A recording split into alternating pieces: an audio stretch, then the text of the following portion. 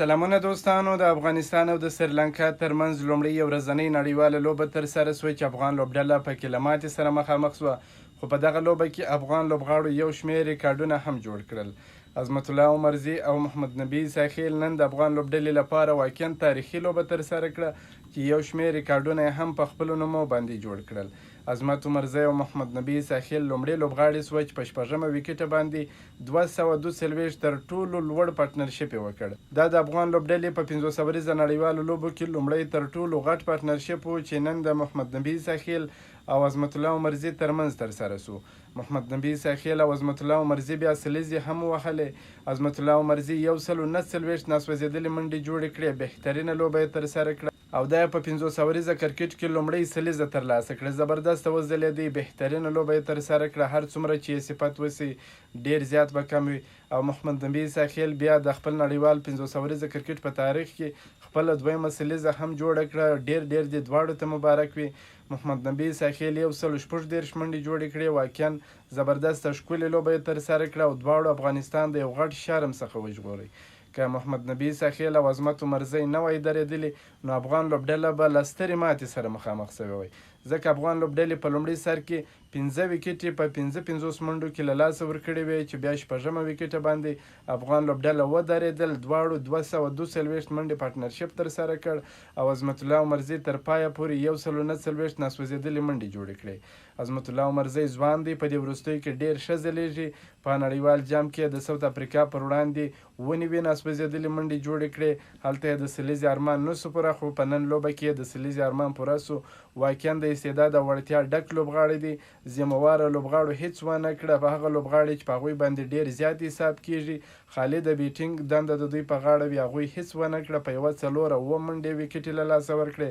عظمت عمرزي باندې چې ډېر حساب نه کیږي، نن یې په مهم وخت کې د افغان لوبډلې لپاره زبردسته په زړه پورې لوبه ترسره کړه او افغان لوبډله یې له یوې سترې ماتې څخه وژغورله. د دې لوبې په پیل کې افغان لوبډلې د لوبې پچه وګټل، په خپله د سریلانکا پر وړاندې د توپ اچونې پرېکړه وکړه.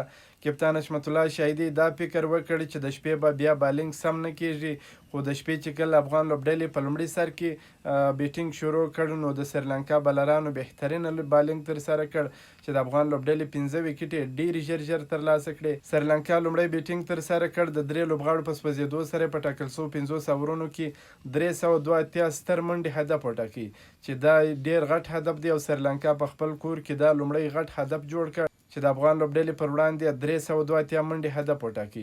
د افغان لوبډلې لپاره په توپ اچونه کې فرید ملک 2 ویکټې ترلاسه کړې، محمد نبي 1 ویکټه ترلاسه کړه. په لومړي سر کې په لومړي اننګز کې هم پیچ د بیټسمنانو لپاره جوړو، په دویم اننګز کې هم پیچ د بیټسمنانو لپاره جوړو. افغان لوبغاړو چې هر څومره هڅه وکړه خو ویکټه نه راتلل. کله چې افغان لوبډلې بیا بیټینګ شروع کړ نو په همهغسې بالونو چې افغان لوبډلې سریلانکا ته کول، سریلانکایي بیټسمنانو په اسانه سر لوبول، هغسې بالونه چې سریلانکایانو افغان بیټسمنانو ته کول نو افغان بیټسمنانو خپلې ویکټې ژر له لاسه ورکړې. ګربز په 1 منډې، ابراهیم په 4 منډې، رحمت او حشمت په 7 منډې باندې خپلې ویکټې له لاسه ورکړې. ګلبدین نایب چې بیا چټکه لوبه ترسره کول خو کیچ آوټ سو، بخت ورسره یاري ونه کړه. د غوښتل چې لوبه وګټي او په دغه لوبه کې ښه هیټینګ وکړي، لوبه فینش کړي، خو بخت ورسره یاري ونه کړه. دغه څخه وروسته بیا په شپږمه ویکټه باندې عظمت عمرزی او محمد نبي ساخیل ودرېدل چې 242 منډې پارټنرشپ یې هم وکړ او دا هم یو غټ ریکارډ جوړ کړ او دواړو لوبغاړو سلیزې هم ترلاسه کړې. نو زبردسته ښکلې لوبه یې ترسره کړل. په لومړي سر کې حشمت الله شاهدي دا غټه غلطي وکړه چې ټاس یې وګټي، د بالینګ پرېکړه وکړه. که لومړی بیټینګ ترسره کړی وای نو زه انشاءالله باوري یم چې افغان لوبډلې به بریا خپله کړې وای، خو بیا هم په لومړي سر کې افغان لوبډلې ډېرې ژر ویکټې له لاسه ورکړې. بیا هم ښه مقابله وکړله په دې هیله چې په راتلونکو لوبو کې لوبې راته وګټي.